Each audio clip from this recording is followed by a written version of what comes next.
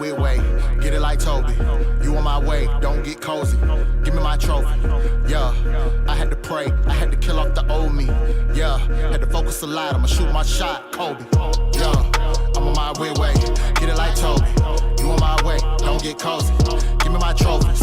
Yeah, I had to pray, I had to kill off the old me. Yeah, had to focus a lot, I'ma shoot my shot, Kobe. Yeah, killing my verses, living my purpose. Yeah, killing my burdens, giving my service. Yeah, I had to pray, I had to kill off the old me. Yeah, had to focus a lot, I'ma shoot my shot, Kobe.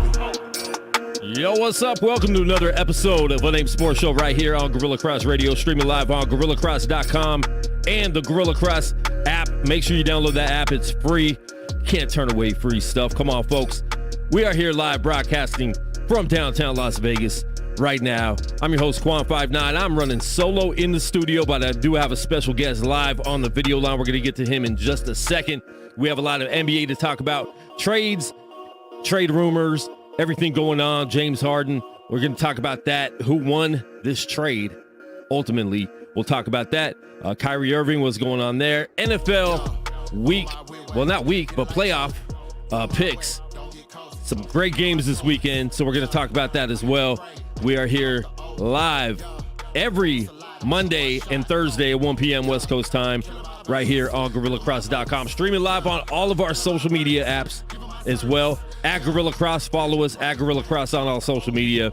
And, we will be here live talking sports. We got hip-hop shows. We got a lot of stuff going on right here on Guerilla Cross Radio, so make sure you guys check that out today. If you want to be a sponsor of Unnamed Sports Show or any other shows on the network, hit us up. Just hit me up, man. DM me or hit us up, info@GuerillaCross.com. You know what's up. I got my man all the way from California. Been covering sports out there for a long time. Been doing a lot. He's been a guest on our show before, a guest on C. Williams' show before. Called in every week on C. Williams' show. So my man Nick Hamilton is live with us via Skype right now, right here on Guerilla Cross Radio. Nick Hamilton, what's good, bro? Hey, what's going on, man? How you doing? Good, man. How you feeling out there, man? Pandemic. You're still out there covering sports. How's that been? Hey, sports and culture, man. That's all I've been doing, brother. So just trying to go through Zoom meetings. I think I'm zoomed out at this point, man, but we're going to keep rolling.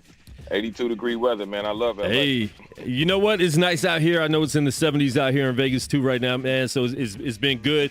How has it been, man? I know that has to be frustrating. You're doing Zoom meetings. You're doing Zoom, press conferences after the games. How has that been, and how challenging has that been? You know, you're used to being in the locker room right after the game.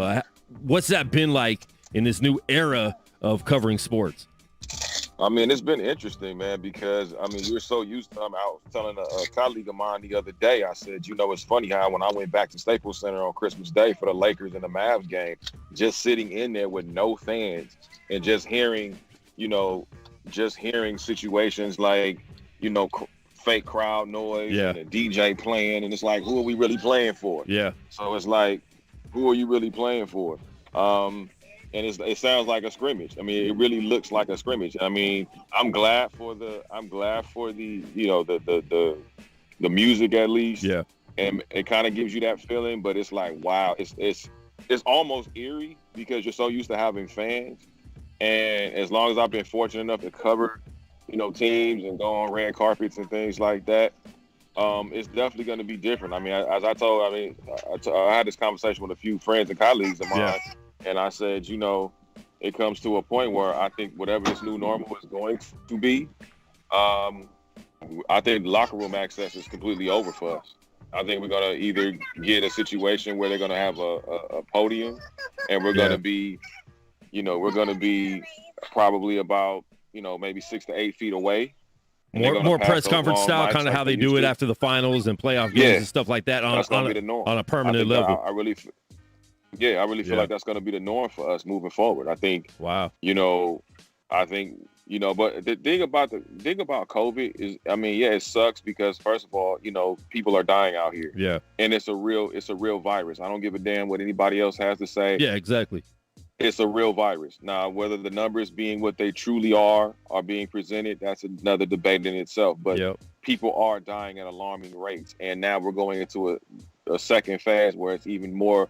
We're more susceptible to catching it because now it's a different strand. Yeah. So I think whenever this pandemic subsides, and I do believe it will subside at some point, whether it's through the vaccines and people getting the vaccines or, it just, like anything else. The people that dealt with it in 1919 and 1920, so many people survived that. And, our grandparents, some of my grandparents have gone through it. So, we'll get through this like anything else, but it's going to change our quality of life. I equate it to how we had to deal with 9/11 when it came to traveling.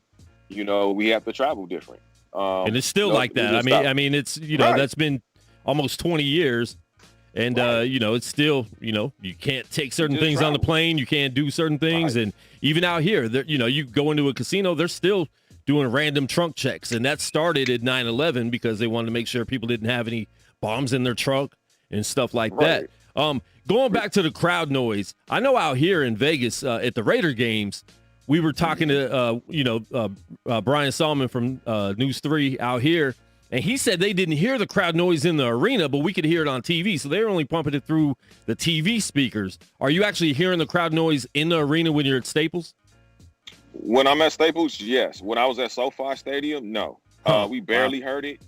We would hear more about the announcers. You can kind of hear it because they have to play it in the stadium for the TV, so you can kind of hear it.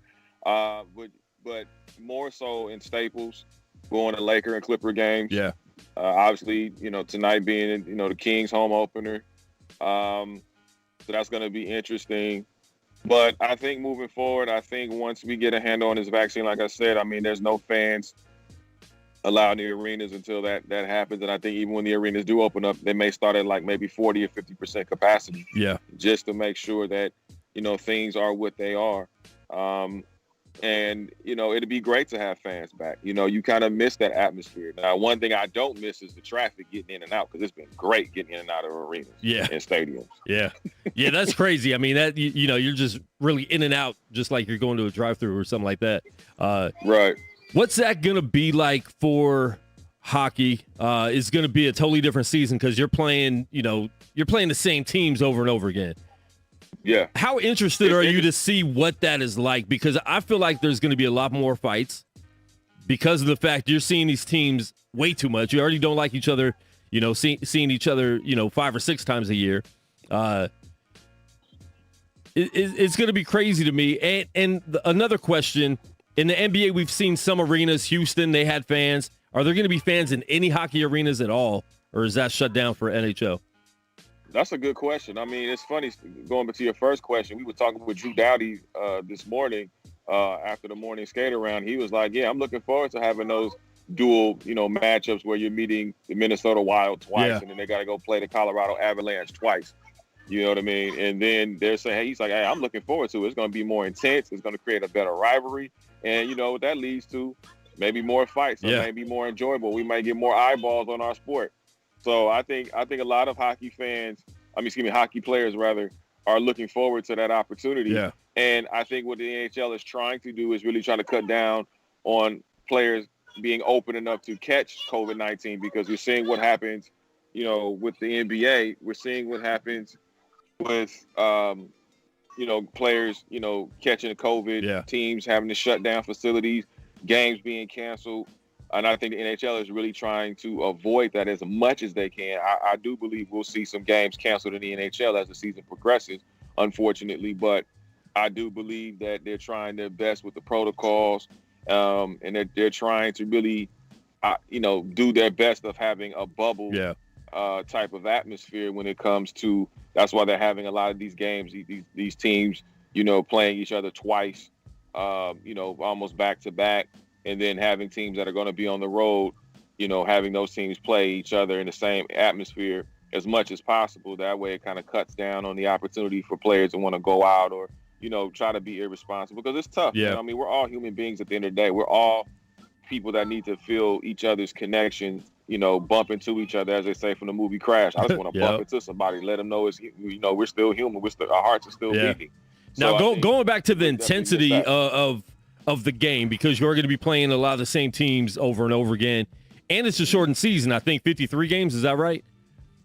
I think 53 or 56, something to that degree. So there's a lot less games, so it's playoffs almost from the start. We skipped preseason.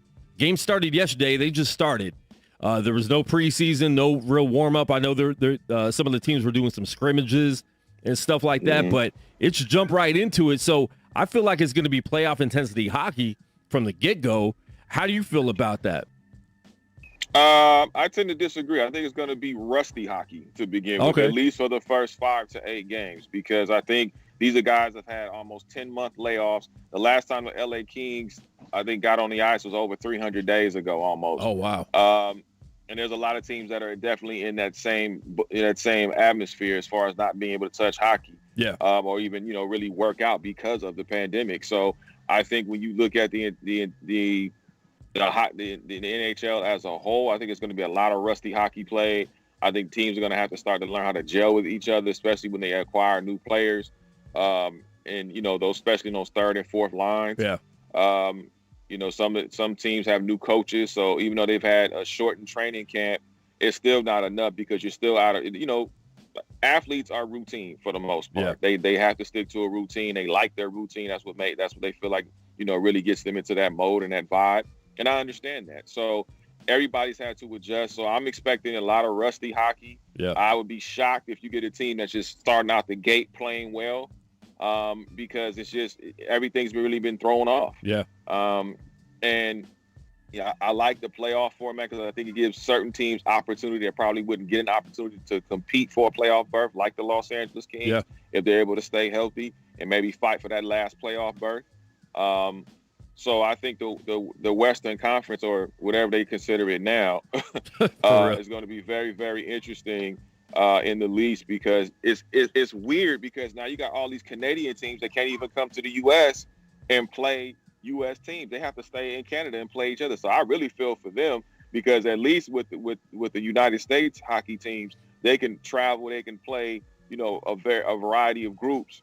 Not groups, but teams rather. Yeah. In the continental U.S., but the Canadian teams can't even cross the border. So they got to play the same teams over and over again. That's going to be redundant as hell. And there's not that many more, that many Canadian teams left in the NHL.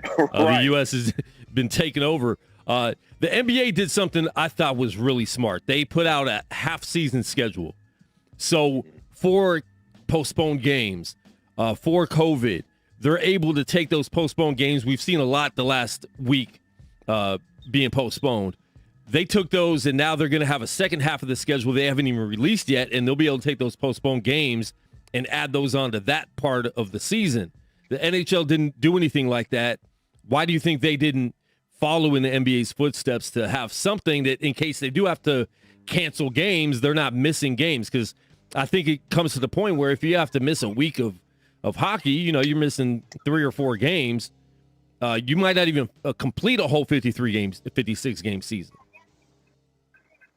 Well, I think hockey looked at it, hey, we're not playing 72 games this year. We're going to play 53 or 56, whatever it is. And I think they figured, hey, look, if we can keep these games tight and we can, schedule it the way we need to schedule it to try to cut down on COVID. I don't think they expect not to deal with COVID. I think they expect to deal with it a lot less than maybe the NBA or even the NFL is having to deal with in their 16-game season alone. So, yeah. I think the NHL is still erring on the side of caution, but I think they're trying to do it in a way where they're trying to be a lot more protective. I know Gary Bettman said that it may be best for them to shut down the season because they're going to lose about $1 billion, according to him. Wow. Which was interesting for him to come out with and say right before the season kicks off. And I understand it because they're in the business of fans. I mean, there's no concessions, there's no parking. There's no need really for a lot of the staff that you see at the various arenas to be employed, which is really unfortunate because they are the people that really are at the short end of the stick. And those are the people that my heart go out to because I've been at Staples Center for so long. You develop a relationship with people. I'm sure you have when you've gone to T-Mobile Arena with the Golden Knights. Not seeing certain staff members there that you were grown accustomed to and build a relationship with. And those are the people that are really, really hurting. And those are the people that really lose out. I mean, the hell with the $1 billion because you can get that back. I mean, there's government, funding and bailout programs and things like that. But what about the people that work these arenas that really give their all to making sure that you have a pleasurable experience? So, well, and even with the NHL, the players aren't getting paid as much as, like NBA, Major League Baseball. Right. The TV deals aren't close to being the same as Major League Baseball, NFL, NBA. So hockey is definitely hurting worse than any other of the major sports. True. And we even saw it in the Stanley Cup this year. A lot of, Tampa Bay won. A lot of people didn't find out till the next day. They didn't even realize the Stanley Cup was going on till it was on Sports Center a little more than it was before because Major League Baseball playoffs were going on. NFL was back. There was so much going on at the time of the Stanley Cup playoffs that they were the ones that got kind of kicked to the curb. So that will affect hockey, I think, quite a bit. What is your thoughts on the LA Kings this year? What are they going to do? What can they do? And like you said earlier, there might be surprise teams going to the playoffs the way it's formatted. You think the Kings could benefit from that? They possibly could. I mean, I think their focus has to definitely be, number one, gelling together. Number two, at goal. I know that Jonathan Quick and Cal Peterson are going to be splitting time at goalie. I know they've added a third goalie to the mix where it's between the regular squad and the taxi squad. So that's going to be interesting to see how that's going to fade out. But I think they really have to clamp down at goal. I think them being able to really have a defensive mindset overall, but really at goal, I think is really going to be something that can really benefit them down the stretch, especially if they're fighting for that, last playoff berth, if it comes down to that. I think health is going to be a great importance, not just from a physical standpoint, but just dealing with COVID and being able to avoid COVID. And I think that's going to be key. So there's a lot of factors that go on. And then also, too, age-old question, how soon before Quentin Byfield starts to make the roster? Because he's been reassigned to the Ontario Reign, which is the AHL team. Yeah. But how long would he be with the Ontario Reign before he gets called up and then really be able to showcase his skills? We talked with him earlier last week when he had his first skate around and him just getting acclimated to that NHL lifestyle and being able to really be an effective presence on the ice and him really being able to gain some momentum and build that momentum and know how to, because this kid is dynamite. This kid is box office. He is really the real deal. He's a younger version of Andrei Kopitar. Okay. But a little bit more agile, faster. But this kid has really great hockey IQ. He's definitely the truth. He was definitely to me, the Kings lucked up at number 2. Yeah. Because to get this kid, to me, I thought he should have been the top pick. That was just my opinion, based upon what I've seen. That's no disrespect to the Rangers' top pick at all. Yeah. But I just thought the kid had a lot more promise and a lot more upside and a lot less start time when it comes to him being able to ingratiate himself into the NHL way of life and being able to play that style of his play. So I think, the Kings can definitely make the playoffs, at least the last playoff berth, but it's going to be very tough. They got some really tough games, especially against St. Louis. Yeah. That's going to be a tough out. Even Drew Doughty talked about that today, that, St. Louis is that team that's going to be really tough to especially beat twice or however many times they're scheduled to play them this season. So I think you definitely got to beat St. Louis, or at least get a split with St. Louis to have an opportunity to really fight for a playoff berth. Yep. Man, we're here with Nick Hamilton live right here on Unnamed Sports Show, GorillaCross.com. What's your favorite sport to cover, Nick? Because I see you everywhere. You have like 25 different radio shows you're on. You're everywhere, man. You're out there. You do a lot of hip hop interviews. You're doing culture, sports. But what's your favorite sport to cover? Oh man, you know what's funny? I appreciate that, man. I like the NBA, man. I like covering the NBA. I mean, I like covering everything, obviously, but if you're going to narrow it down, I love covering the NBA. I think it's just exciting. It's fun. There's so many storylines that go along with it, as I'm sure you're going to talk about momentarily, that really just have captivated the audiences. And really, the NBA, I've seen the NBA in the last, I would really say the last 5 to 7 years, really, elevate themselves to truly being the number 2 sport in this country behind the NFL. Yeah. And it's really starting to nip at the heels of the NFL because even in the offseason, there have been more controversial storylines that we've been able to follow in the offseason, more so than we probably ever have in the last decade. So I think that Adam Silver's done a terrific job making sure he markets the league. He's promoting the league. I mean, before COVID, he was going to start the Basketball Africa League and really globalize the sport. I mean, you got the Toronto Raptors winning the NBA championship, which I thought was brilliant because it really globalized the sport. It showed that another team in another country can win an NBA championship. The Tampa Bay Raptors this year. Yeah, this year the Tampa Bay Raptors. And they look like it. They look like it too. Cold as ice, man. You are cold as ice. But I mean, I love what they're doing in China. As far as expanding the league in China as well. And then what they've done with the helping out, continue to help out the WNBA as well and expanding that brand. And then what they've done for social justice in the bubble. And players really being, aware of what's going on and really using their platforms. And I really would like to see more of that this season now that they're out of the bubble. And I would like to see more opportunities for Black coaches and minority coaches and upper management in the NBA and even ownership, because we know the great Michael Jordan owns the Hornets, but it shouldn't be just one owner that happens to be a Black man. Exactly. I would like to see women owners.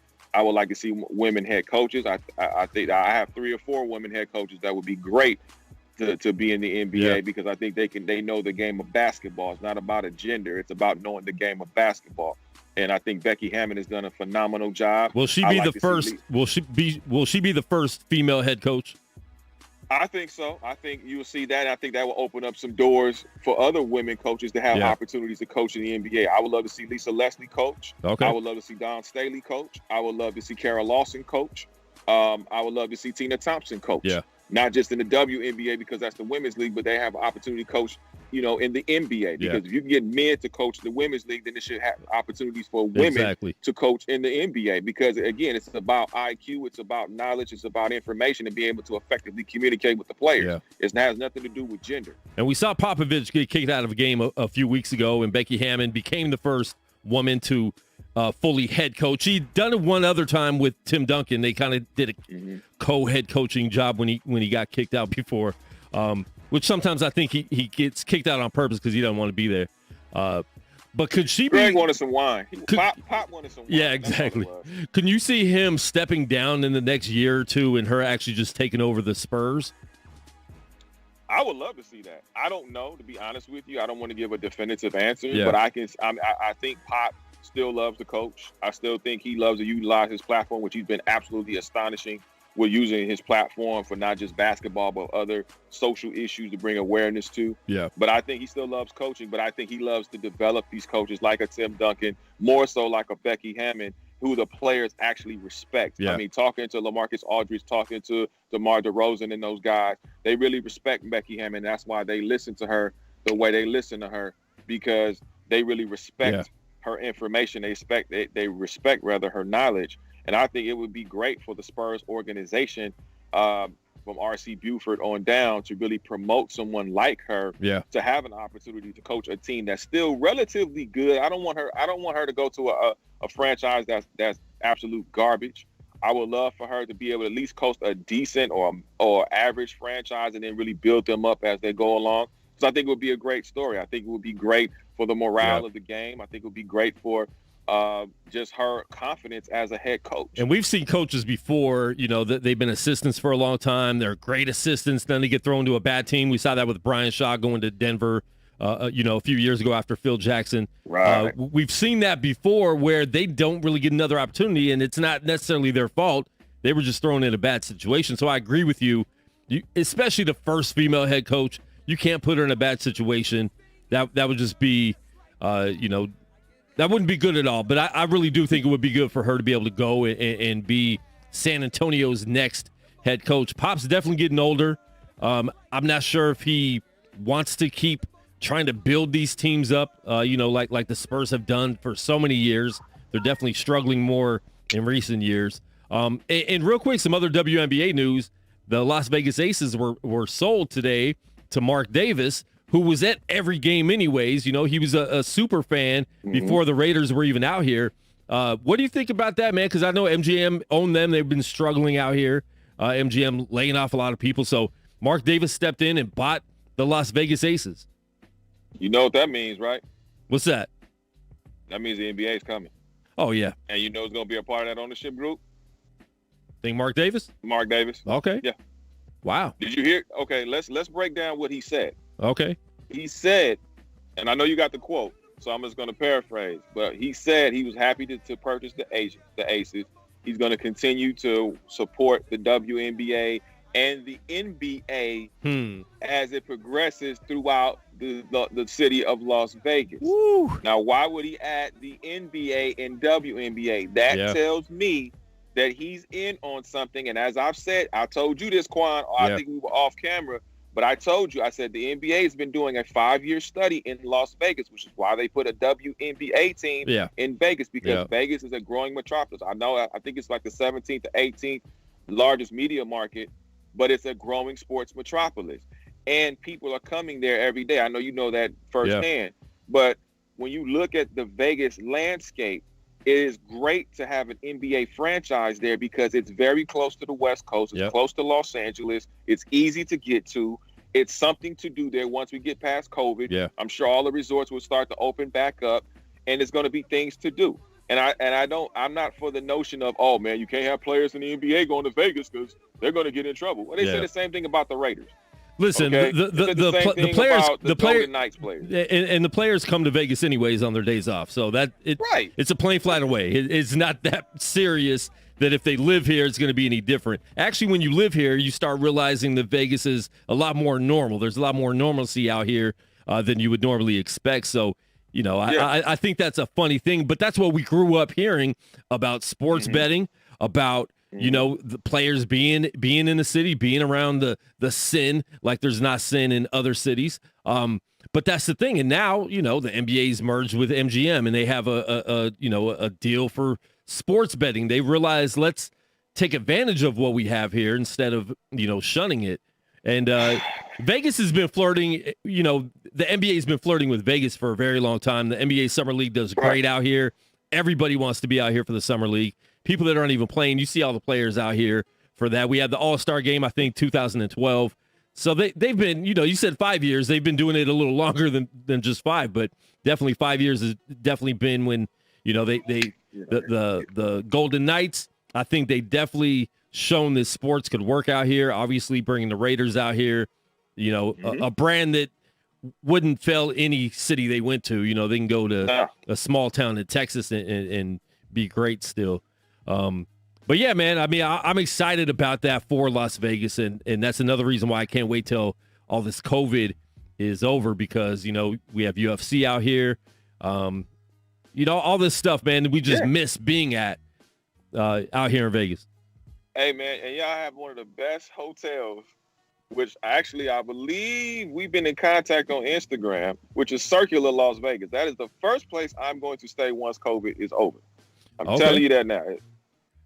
Yeah, Circa. I haven't even been inside yet. Circa? I'm sorry. Yes, Circa. It's called, Circa. It's great. Yeah, it's right up the street, right here in downtown Las Vegas. They have probably the best sports book in town now, just like that.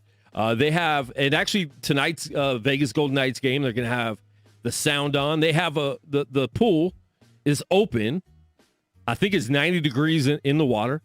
And they have big screens everywhere, so it's going to be a party at the pool to watch the Golden Knights games. All their games are going to be televised there with the sound on. You know, it's not like when you go to a sports bar, you can watch it, but you don't hear what's going on. Yeah, man, they definitely want to cater to, the locals and obviously get your money when you come into town. Oh, yeah, they definitely going to get my money. I told my team, man, I said, look, once COVID clears and the weather is right, we're going to Vegas for about 3 or 4 days. Yeah. And that's where we're going. So as soon as this thing clears out, God willing, we're definitely going to be out there. But I think the NBA being in Vegas, I agree with you. I think it's a great move. Yeah. I love for them to come back to Seattle, and I think those are the two locations I believe that the NBA will make sure they have teams in, because it makes financial sense. When you look at the bottom line as far as what it brings to the NBA, as you said earlier, I agree. When you're going to betonline.ag or you're going to FanDuel or a lot of these other sites that people are really getting involved in, it brings revenue. And that's what the NBA is about. It's what the NFL is, what any sports league is about. It's about gaining revenue, especially in these times where you're actually not when you're projected to make a certain amount of money and you fall short of that. I'm never under the impression that leagues lose money. None of these leagues are losing money. They're just not making the money that they're scheduled to project. Yeah. And that's what it is. Let's be clear about that. And with betting, that's bringing more eyes to whatever sport you're betting on, right? And so why would that be a bad thing? Why would you push people away from that when they're watching your sport only because they might win money off of these games and it's going to keep them going? And it definitely, does help. Yeah, I mean, and the Aces got Liz Cambage. I mean, goodness gracious. I mean, the girl can play, she can score, but she could DJ. God, y'all got she could DJ. She got an ear for music. Yeah. Absolutely. And she's gorgeous. I mean, what more can you have? I mean, that's just I can't wait to watch the Aces. Come on, Nick. You guys got Candace Parker over there though. I love Candace Parker. I think she's phenomenal. She's amazing. She's been great on TV too. Oh, she's you know what? It's interesting that you say that, because I remember when Candace first started on television, and she'll probably tell you this too, because I'm interviewing her about it. And to watch her growth, to watch her development in the comfort level just continue to rise as she's on TV. I mean, I think she's done an incredible job calling the NBA games, the WNBA games, college games. Yeah. I think she's done a phenomenal job. I think she's really opened the door for other women analysts to really come in and really get an opportunity to really showcase their skill set. So my hat's off to Candace Parker on and off the court. But hey, we got Nneka Ogwumike, you got Chelsea Gray. There's some talent here in Los Angeles as well.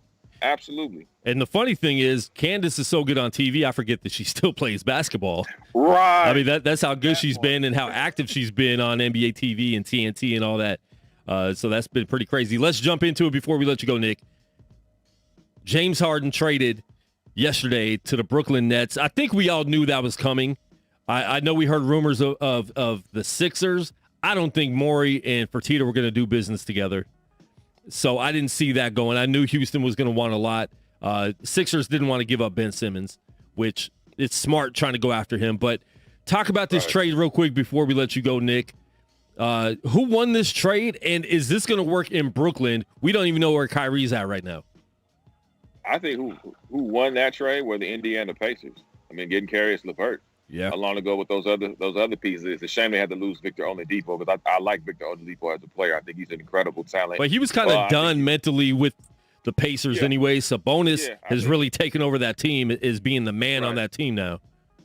Yeah, and I think when you look at it, when you look at what's going on and when you look at what's happening, I think also too, a change of scenery is always good. So I think the Houston Rockets got a nice piece in Victor Oladipo to go along with John Wall and Boogie Cousins and those guys. Now we're going to see what happens with P.J. Tucker, because P.J. Tucker's been wanting to get out. I know he's got some offers. Yeah. The Houston Rockets rather have gotten offers for PJ Tucker, so that'd be interesting to see what happens with PJ Tucker moving forward.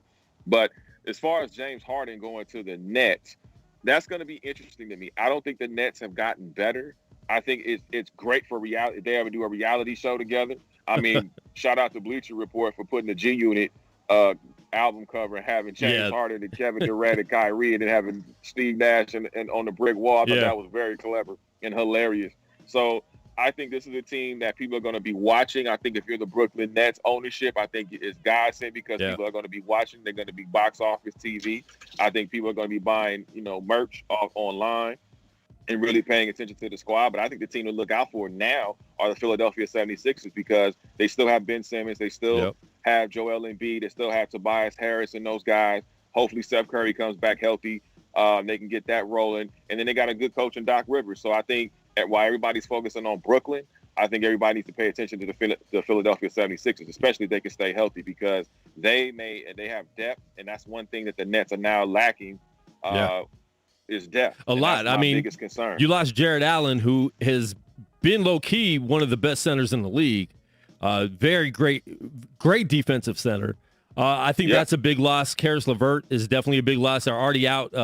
Dinwiddie's already out for the year with the ACL. Yeah, that's huge. Yeah, and we don't know what's going on with Kyrie. Is he going to come back? Is he going to last the whole season? Is this going to be something where we get to the playoffs, Nick, and Kyrie pulls something like this in the playoffs where he disappears?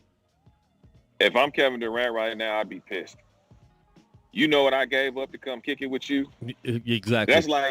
That's like you broke up with a girl to get with another girl who you thought was finer and you had more to offer. And she's worse off than what you had before, and she's mad average. But the problem is all your friends were telling you about the girl you left your girl for because we all saw this, right?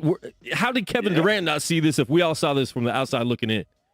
I think Kevin is the kind of dude, he wants to prove people wrong. I think that's been his mentality his entire life.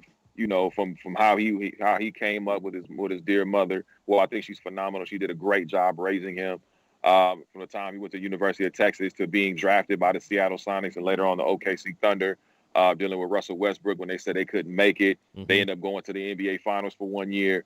And then with James Harden. People with James Harden, exactly. Well, he wasn't the James Harden that we see now. Not at all. He was coming off the bench, James Harden. He was the old Coke. He wasn't the new Coke formula like he is now. And then him going to the Golden State Warriors and people telling him, "Oh man, you cakewalked into a championship." And then him wanting to prove people wrong, I think, because he got tired of hearing people say, "Hey man, you know what? You cakewalked into a championship. Well, let me go find another challenge. Well, here's another challenge for me. I'm going to the Brooklyn Nets. And oh yeah, my man Kyrie is out there. I got my man Kyrie to sign on to the same management group that I'm on. So yeah, this should be a breeze." Yeah. Oh yeah, by the way, then we got Steve Nash. So now, we should be rolling. We got, Dinwiddie. We have some depth here, pre James Harden. So yeah, everything should be rolling good. I'm coming off my Achilles. I'm balling. I mean, the first 2 games, KD was balling. Yeah. He looked like the old KD. So it's like, hey man, good times at Ridgemont High. Yeah. Right? Until all of a sudden, Kyrie wants to disappear. And they were already, load managing the 3rd game of the season against Memphis. Him and KD and Kyrie were both out. It's definitely a crazy situation. Like you said, they lost a lot, in the trade. They also gave up 4 draft picks and 4 draft pick swaps with Houston. Last time they thought they were building a super team, they gave up all their draft picks to Boston, and we saw what happened with that. Boston ended up getting great off of Brooklyn's draft picks. Can the same type of thing happen this time with them trying to build this super team? Did they not learn the first time they gave up all their draft picks? I don't think they did, and that's the problem. I think when you look at this team, I mean, it's going to come down to, like you said, the mental stability of Kyrie Irving. Does he want to be there? I think Kyrie is really deep into activism. And contrary to what the consensus is about him having to play in the NBA, I don't think Kyrie needs the NBA to be a complete activist anymore. No. When you hear the name Kyrie Irving, his name could be synonymous with what he wants to do because it's Kyrie Irving. And that's why a lot of people are saying you don't look like you want to play basketball anymore. Just walk away. Yeah. But I hear a lot of people say, "Oh, well, he'll have a bigger platform if he plays in the NBA." No, he won't. He'll have the same platform that he's always. If now, because he's an NBA star and people are talking about him. Well, when we look at Kaepernick, Kaepernick has a way bigger platform outside of not being a player anymore in the NFL than he would have if he was still in the NFL. Right, because he would have been limited because of the NFL's ability to make sure that they have to keep everybody in line, so to speak. Yeah. So now he has the freedom to do whatever he wants to do, and I think Kyrie. And I think the NBA is a little bit less conservative as the NFL. So they allow their players to kind of speak more candidly about what they're involved in and what they want to do.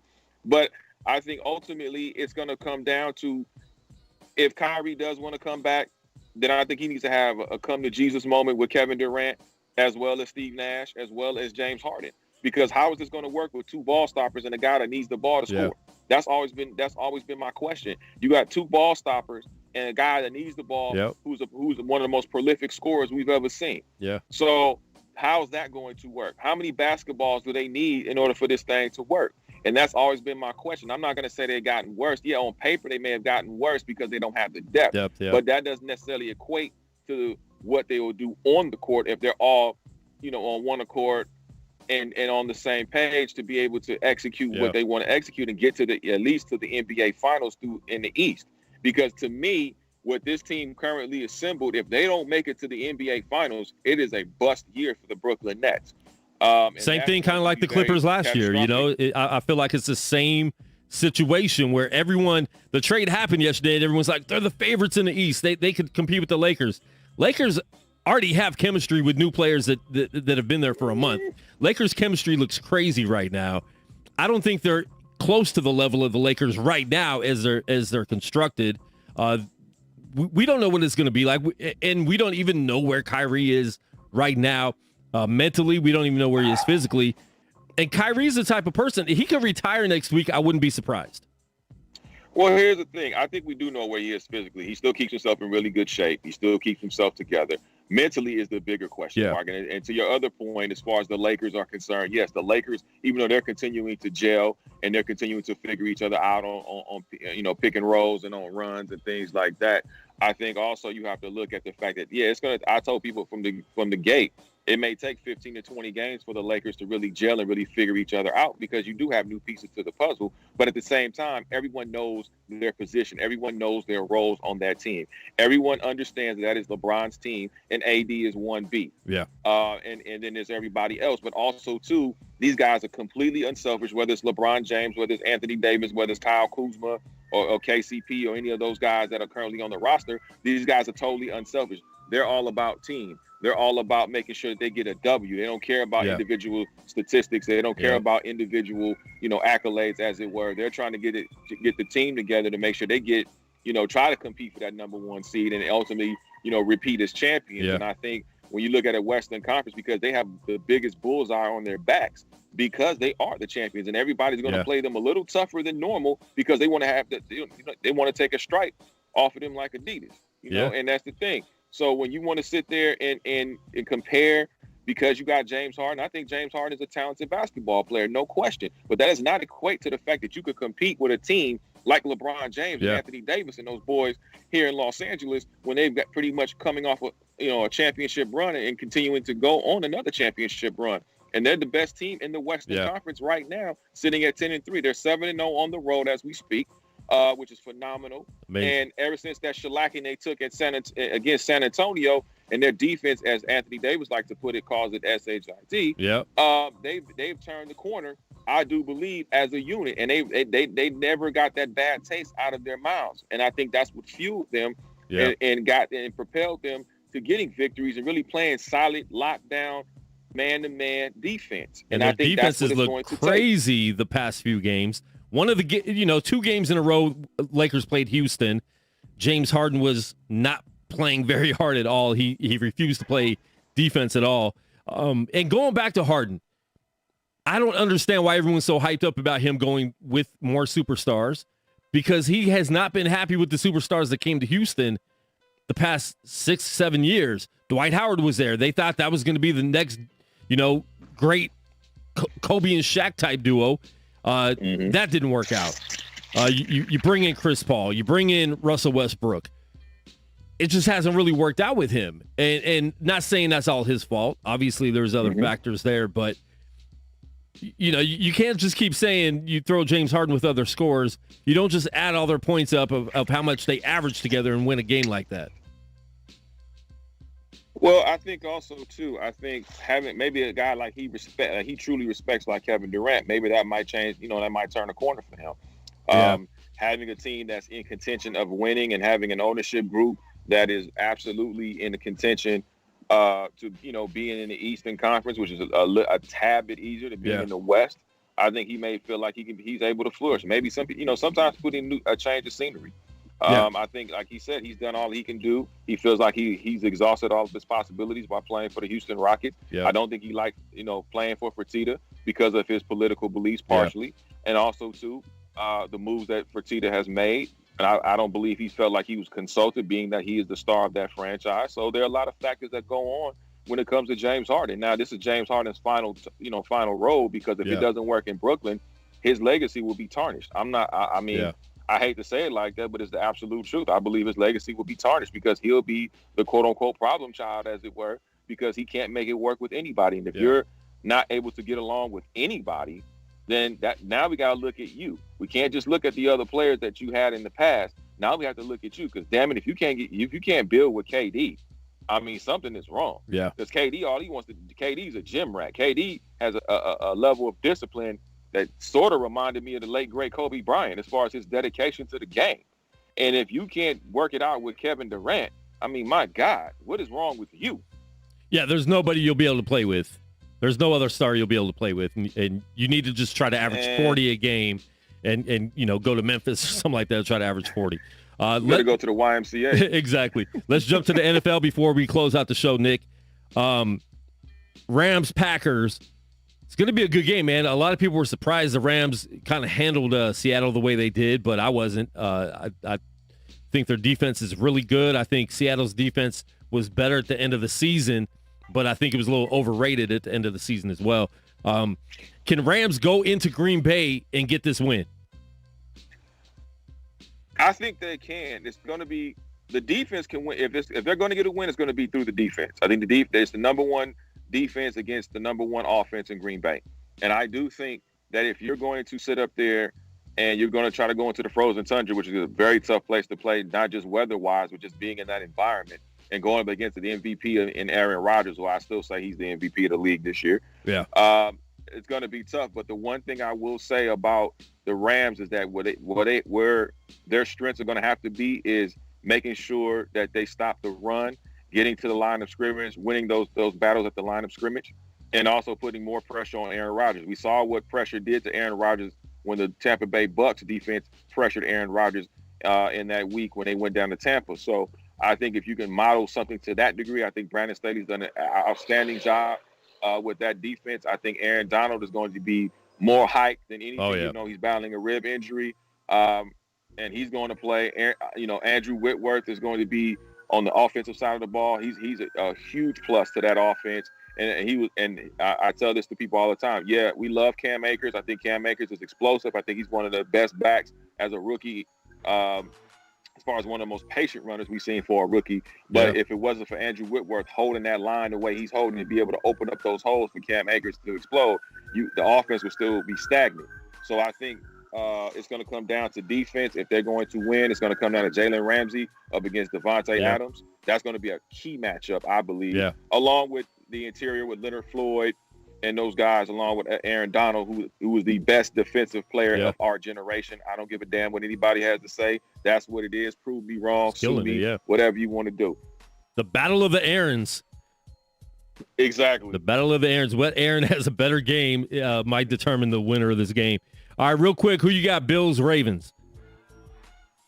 I'm going to have to go with the Ravens, man. I just figure I think that the Ravens find a way to win. I think Buffalo's on an incredible run. I think Josh Allen has had some significant improvement thanks to Brian Dabble and his wisdom with Josh Allen. But I think the buck stops here, and I think Lamar Jackson and Hollywood Brown and that Ravens defense with Peters they find a way to turn a corner. And I think the Ravens may, continue their playoff success, but we'll see. Yeah, and I think it depends on what quarterback makes a mistake in the fourth quarter of this game.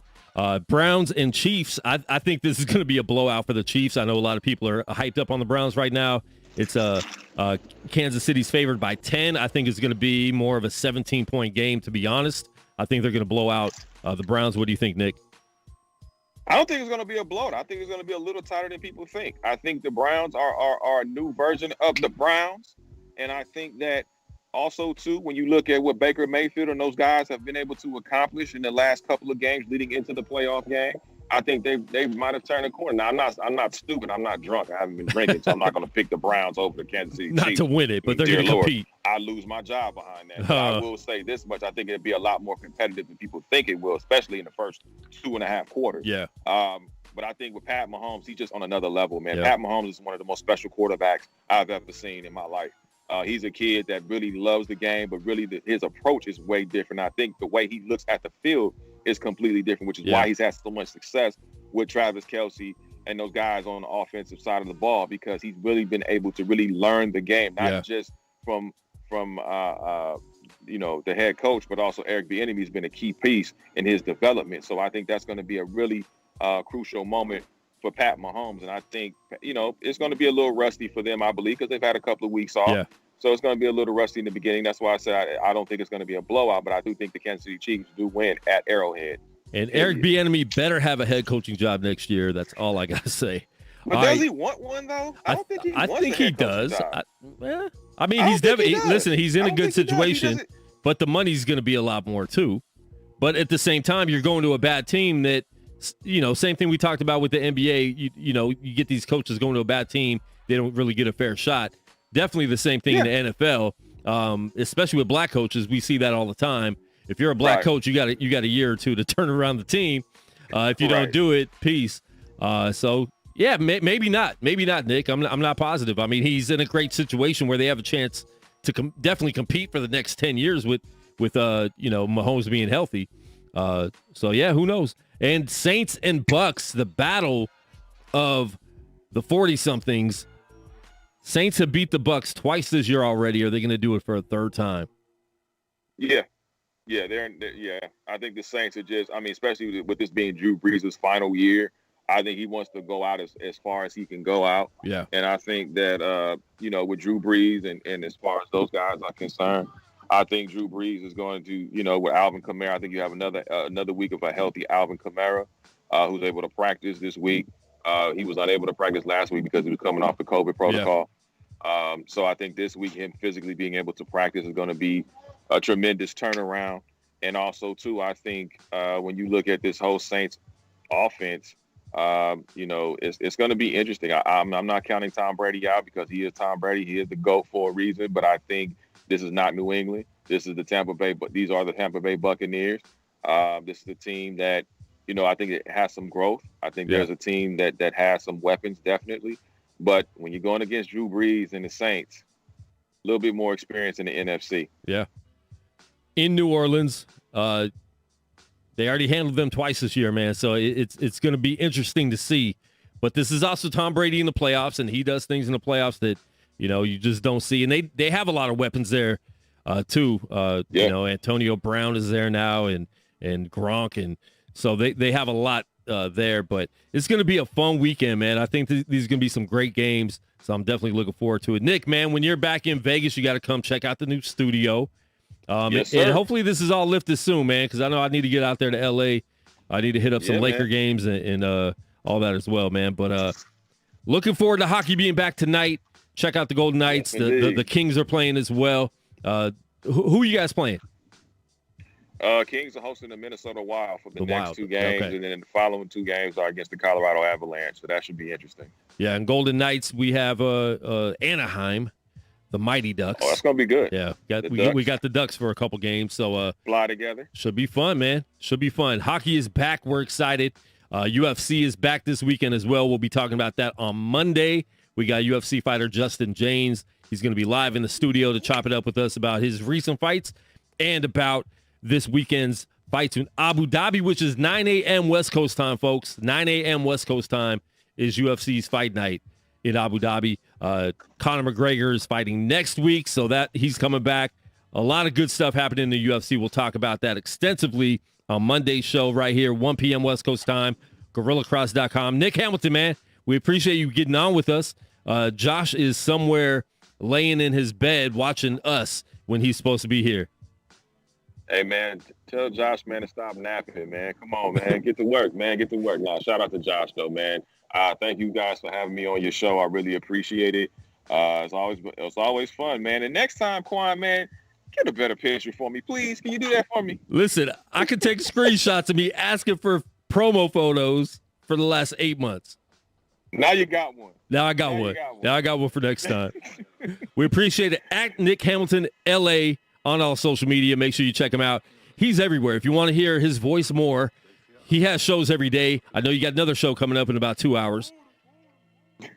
No, man, you know, you guys can check me out every week. TMA with Nick Hamilton every Tuesday, 11 a.m. Eastern, 8 a.m. Pacific on Sirius XM, Slam Radio 145. You can also catch me every Thursday with my host, Jackie Ray, on The Opposite Reaction on Dash Radio every Thursday, 4 p.m. Pacific, 7 p.m. Eastern. Dash Talk X Station. If you want to hear it live, hey, hit the Dash Radio app. If not, then check us out on all streaming platforms. Yeah, check him out, Nick Hamilton, LA. We appreciate it, bro, and we will definitely talk again soon, man. And hopefully you can get out here to Vegas, man. Circa's waiting for you. Absolutely. I can't wait, brother. Yeah. We're out. Peace.